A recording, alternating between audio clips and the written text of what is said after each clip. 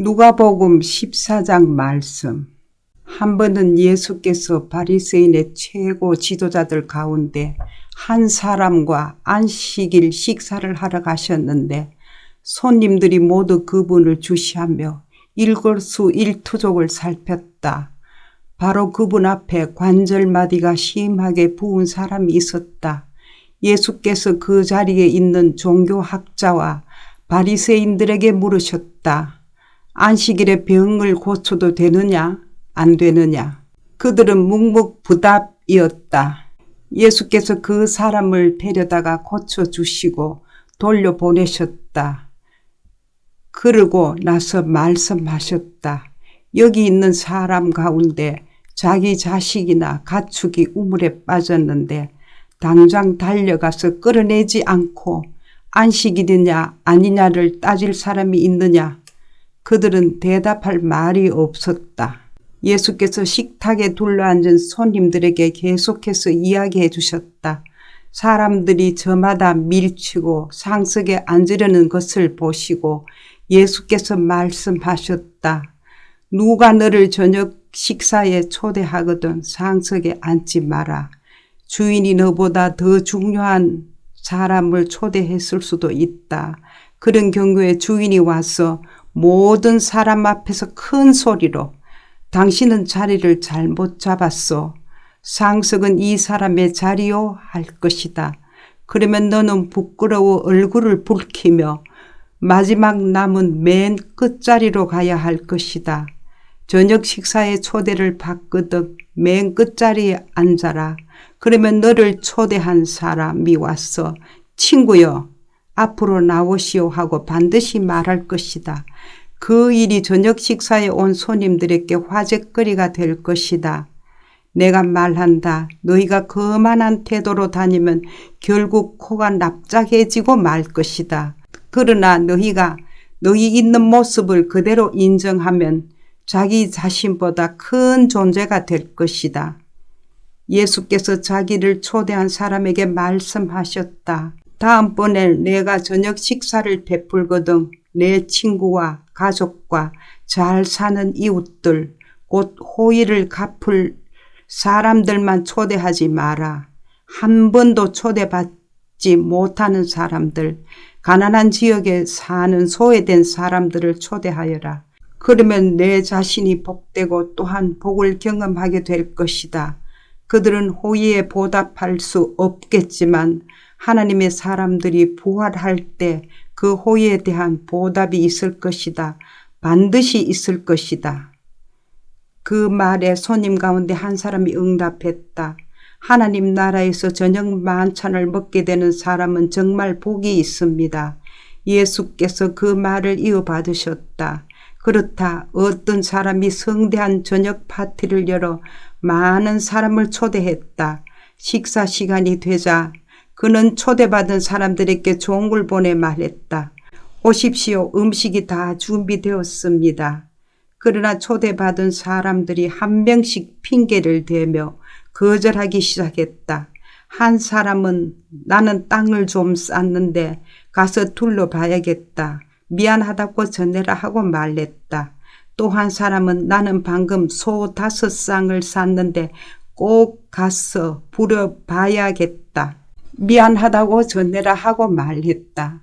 또 한 사람은 나는 신혼이라 집에 있는 아내에게 가봐야 한다 하고 말했다. 종이 돌아와서 주인에게 사정을 보고했다. 주인은 격분해서 종에게 말했다.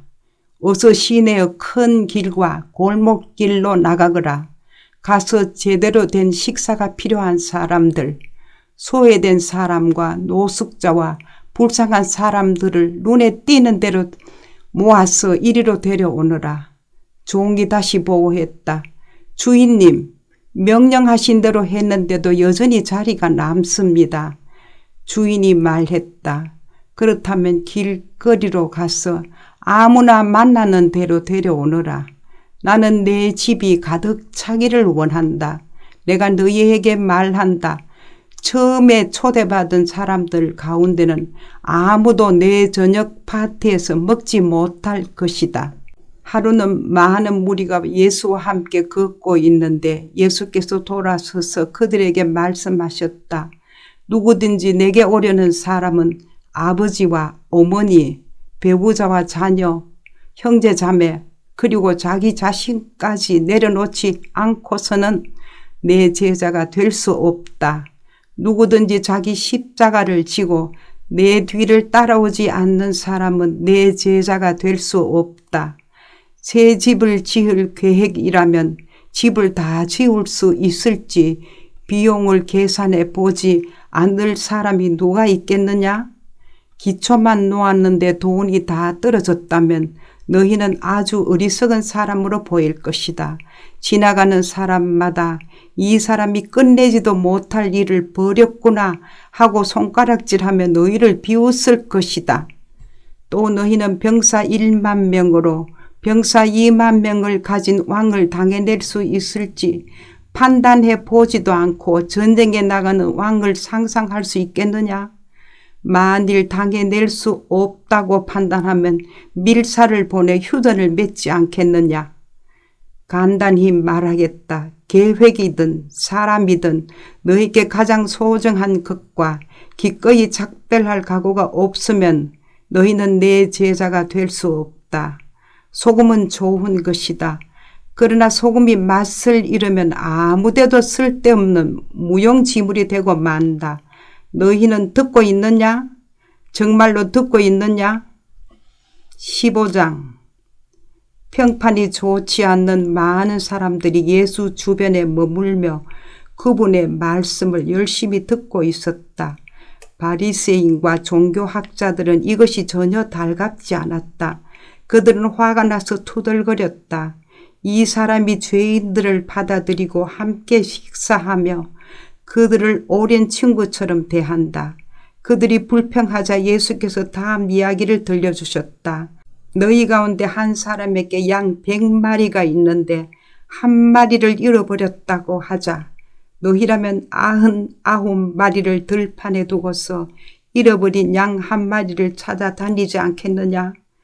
그러다가 찾으면 너희는 그 양을 어깨에 메고 즐거워하며 집에 돌아와서는 친구와 이웃들을 불러 이렇게 말할 것이다.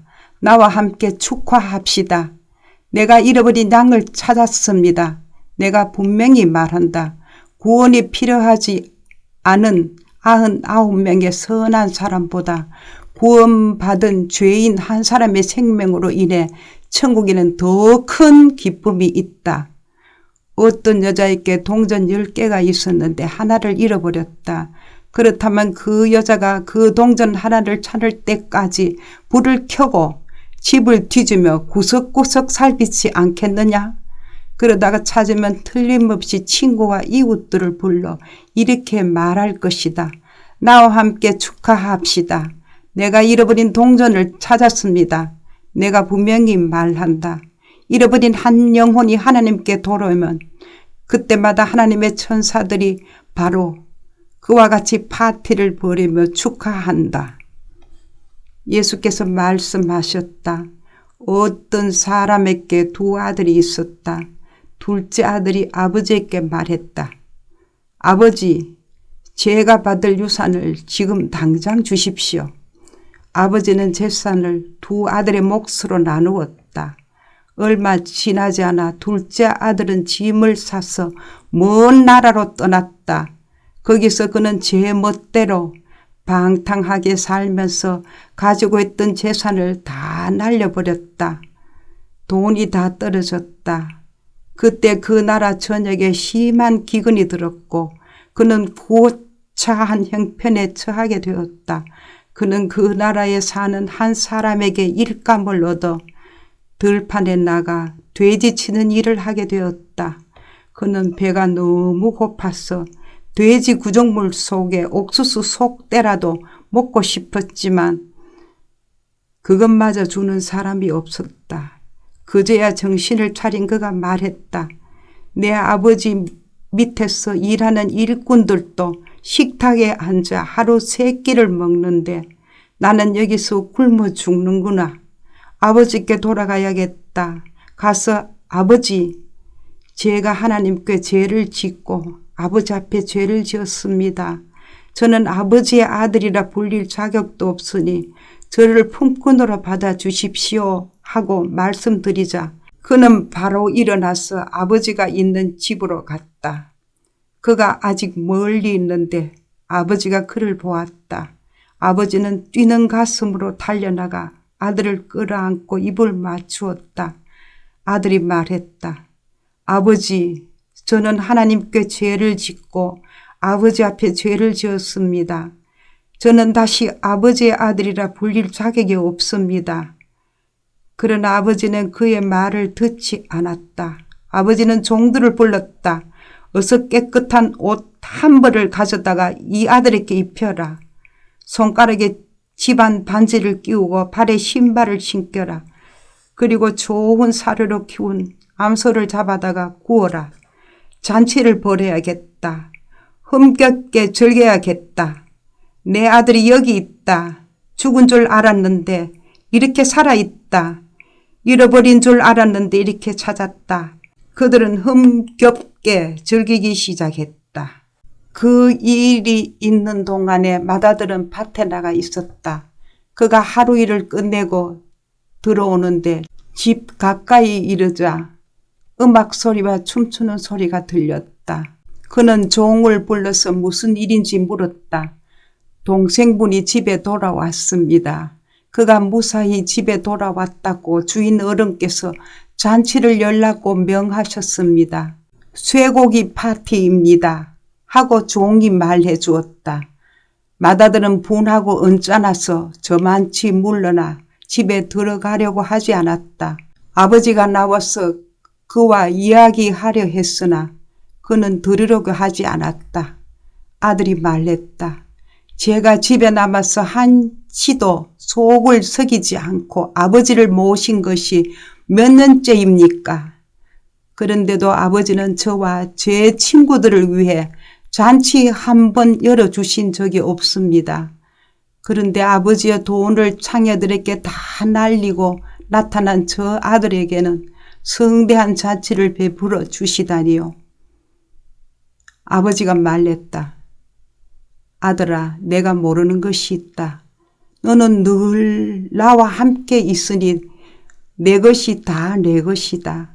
그러나 지금은 흥겨운 때고 마땅히 기뻐할 때다. 내 동생은 죽었다가 살아났고 잃었다가 다시 찾았다. 16장 예수께서 제자들에게 말씀하셨다. 어떤 부자에게 관리인이 있었다. 관리인이 직위를 남용해서 사사로운 지출이 크게 늘고 있다는 보고가 주인에게 들어갔다. 그래서 주인은 그를 불려들어 말했다.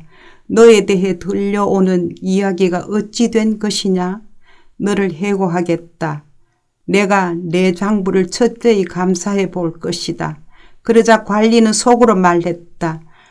관리인 일을 잃었으니 이제 어쩌지? 막노동을 하자니 힘이 없고 구걸을 하자니 자존심이 상하고 그렇지 좋은 수가 있다 이렇게 하자. 그러면 내가 거리에 나 앉더라도 사람들이 나를 자기 집에 들여줄 것이다. 관리는 곧장 행동으로 옮겼다. 그는 자기 주인에게 빚진 사람들을 한 사람씩 불렀다. 처음 온 사람에게 관리인이 말했다. 내 주인에게 진 빚이 얼마요? 그가 대답했다. 올리브 기름 100통입니다. 관리인이 말했다. 지금 당장 여기 앉아서 당신 서류에 50이라고 쓰시오. 다음 사람에게 말했다. 당신은 무슨 빚을 졌소? 그가 대답했다. 밀 100부대입니다. 그가 말했다. 당신 서류를 가져다가 80이라고 쓰시오. 자, 여기에 놀라운 소식이 있다. 주인은 이 부정직한 관리인을 칭찬했다. 왜 그랬겠느냐? 그가 제 앞가림을 할 줄 알았기 때문이다. 세상 물정에 밝은 사람들이 이 점에 있어서는 법을 잘 지키는 시민들보다 영리하다. 그들은 늘 빈틈이 없고 온갖 수단을 꾀하며 수완을 발휘해서 살아남는다. 나는 너희도 그런 식으로 옳은 것을 위해 영리해지기를 바란다. 모든 역경을 생존을 위한 창조적인 자극제로 삼고 가장 본질적인 것에 너희 관심을 집중하여라. 그러면 너희는 선한 행동에 만족하면서 그저 그렇게 사는 것이 아니라 참으로 살게 될 것이다. 예수께서 계속해서 말씀하셨다. 너희가 작은 일에 정직하면 큰 일에도 정직할 것이다. 너희가 작은 일을 속이면 큰 일도 속일 것이다. 너희가 작은 일에 정직하지 못하면 누가 너희에게 가게를 맡기겠느냐? 2명의 사장을 위해 일하는 직원은 없다. 하나는 미워하고 하나는 사랑하거나 하나는 또 받들고 하나는 얕보게 된다. 너희가 하나님과 은행 둘 다를 섬길 수는 없다. 돈을 밝히는 무리인 바리새인들이 이 말씀을 들었다. 그들은 눈을 부라리며 그분을 현실을 모르는 대책 없는 사람으로 치부해버렸다. 그러자 예수께서 그들에게 말씀하셨다. 너희는 다른 사람들 앞에 자신을 그럴듯하게 보이는데 넌 달인이다. 그러나 하나님은 겉모습이 아니라 내면을 보신다. 이 사회가 보고 대단하다고 이르는 것을 하나님은 꿰뚫어 보시고 터무니없다 하신다. 하나님의 율법과 예언자는 요한에서 절정을 이루었다. 이제 하나님 나라의 기쁜 소식이 전파된다. 이것은 모든 사람의 마음을 끄는 초대다. 하나님의 율법이 한 글자라도 달아 없어지기 전에 먼저 하늘이 풀어지고 땅이 녹아내릴 것이다. 이혼법 규정을 구실 삼아 정욕을 덮으려는 것은 간음이다. 결혼법 규정을 구실 삼아 정욕을 덮으려는 것도 간음이다. 어떤 부자가 있었는데 그는 최신 유행하는 값비싼 옷을 입고 과시적으로 돈을 쓰면서 하루하루를 허비했다. 나사로라는 가난한 사람이 그의 집 문 앞에 버려져 있었는데 온 몸이 종기투성이었다. 부자의 식탁에서 떨어지는 부스러기로 끼니를 때우는 것이 그 인생의 소원이었다. 그에게 다가와서 그 몸에 난 종기를 핥는 개들이 그의 가장 가까운 친구였다. 그러다가 이 가난한 사람이 죽었고 천사들에게 이끌려 아브라함의 품에 안겼다. 부자도 죽어서 땅에 묻혔다. 지옥에서 고통받던 부자가 눈을 뜨러 멀리 있는 아브라함과 그 품에 안긴 나사로를 보았다.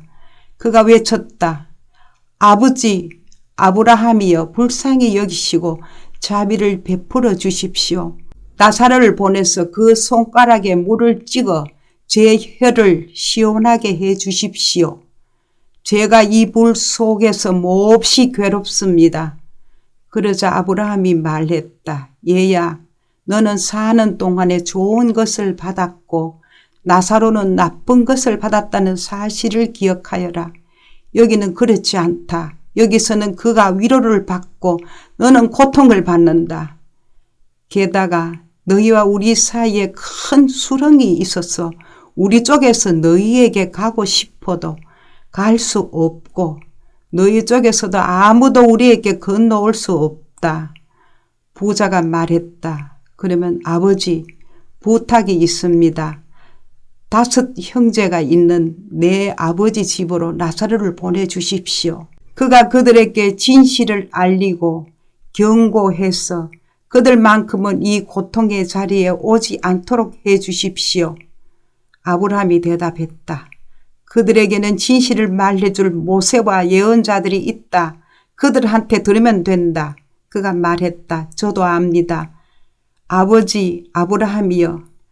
하지만 그들은 듣지 않습니다. 죽은 자들 가운데서 누군가 일어나 그들에게 간다면 그들도 자신들의 행실을 고칠 것입니다. 아브라함이 대답했다. 그들이 모세와 예언자들의 말을 듣지 않는다면 죽은 자들 가운데서 살아난 사람도 그들을 설득할 수 없을 것이다. 아멘.